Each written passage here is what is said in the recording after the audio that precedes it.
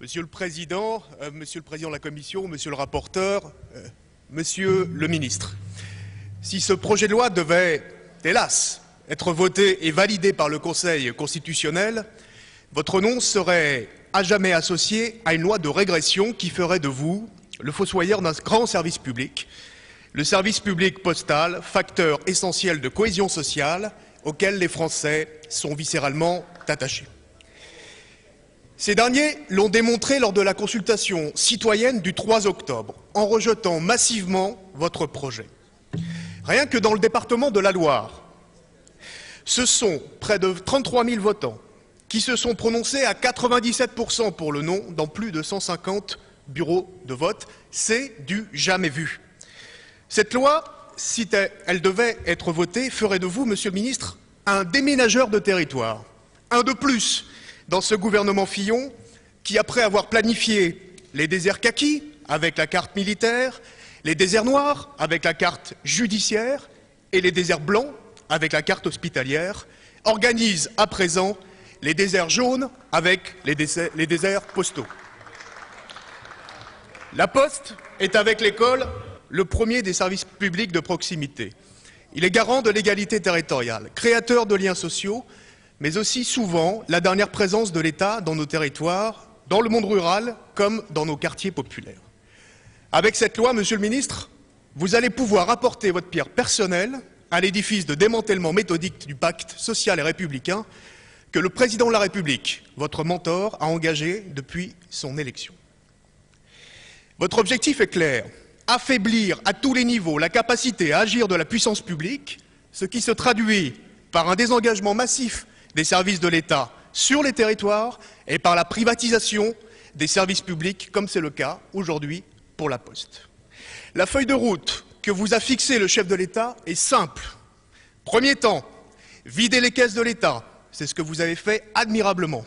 Assécher ses ressources financières par la baisse de l'impôt des plus riches et le bouclier fiscal. Deuxième temps, organiser les déficits publics. Pour le coup, vous êtes champion toute catégorie.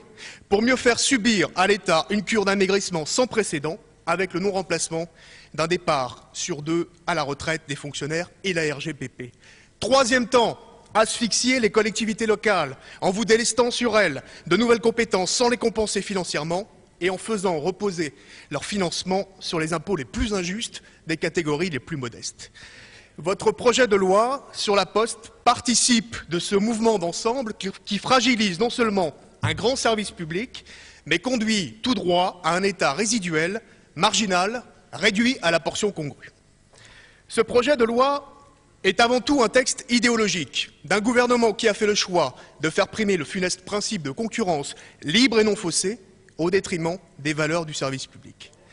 Le gouvernement prend prétexte de la transposition de la 3e directive postale de la Commission européenne pour changer le statut de la Poste et la transformer en société anonyme.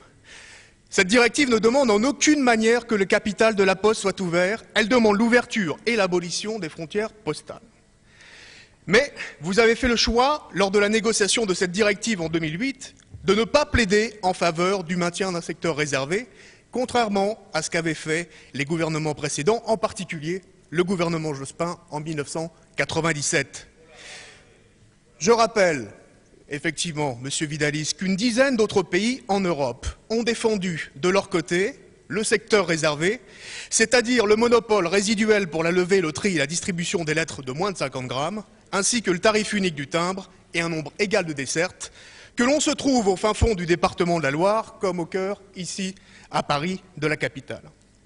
Le secteur réservé, ces pays l'ont préservé tout en renforçant le statut public de leur entreprise postale. C'est donc bien votre famille politique, Monsieur le Ministre, la droite, qui est au pouvoir aujourd'hui dans la plupart des États européens et à la Commission européenne, qui est responsable du contenu libéral de cette directive, qui est une directive de dérégulation.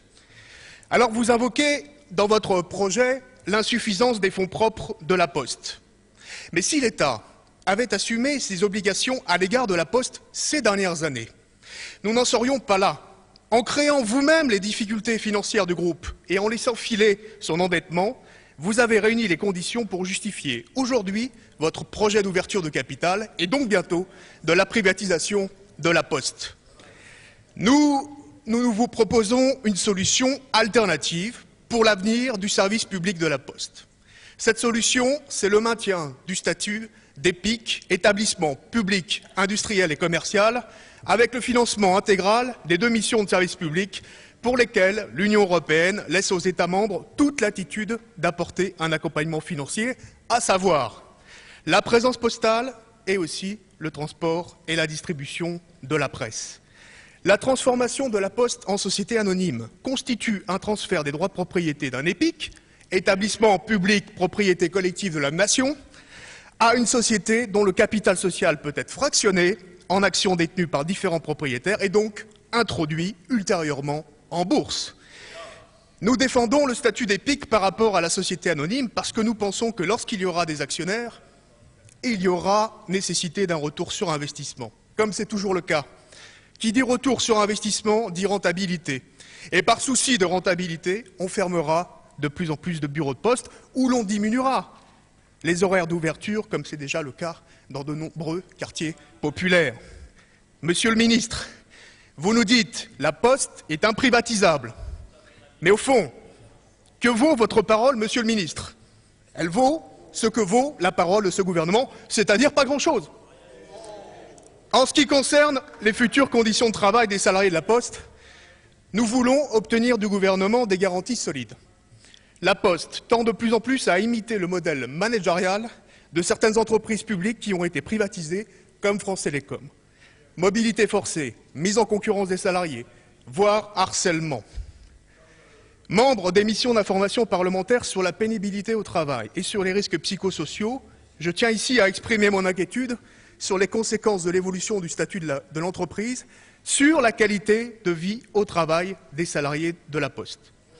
Lors des débats en commission, mes collègues ont demandé au gouvernement de remettre un rapport sur l'évolution globale de l'emploi et des conditions de travail de la Poste, au plus tard le 30 juin 2010, puis tous les 2 ans. Cette demande, vous l'avez refusée.